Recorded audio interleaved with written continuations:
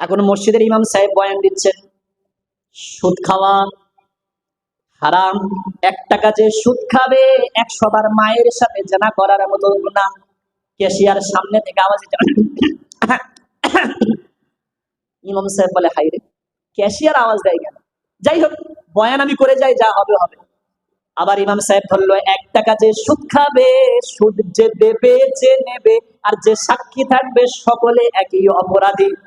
বলে যখন ওয়াজ করা শেষ হয়ে গেল, ক্যাশিয়ারে ডাক দিয়ে বললেন, ইমাম সাহেব মাইনে দেয় কে? বলে, কেন হুজুর আপনি? বলে, মাইনে যখন আমি দিয়ে আর আমার বিরুদ্ধে খালি ওয়াজ। হ্যাঁ, মাইনে আমি দিয়ে আর আমার বিরুদ্ধে ওয়াজ। বলে, কেন হুজুর? বলে, কেন সুদের ওয়াজ ছাড়া আর আওয়াজ করতে পারো না? হ্যাঁ, সুদ ছাড়া কি কোরআনে কিছু নেই? শুধু সুদের ওয়াজ আছে কোরআনে?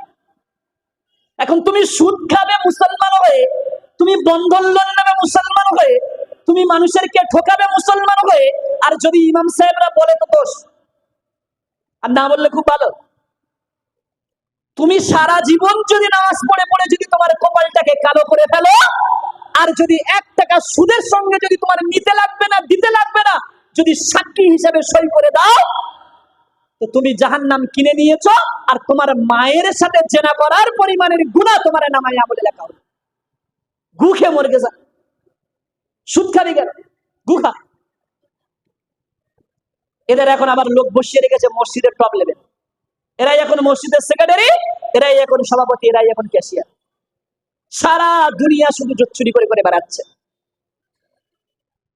আল্লাহ এই সমস্ত ফিতনাবাজ থেকে সমাজকে হেফাজত করুন, বলুন আমিন।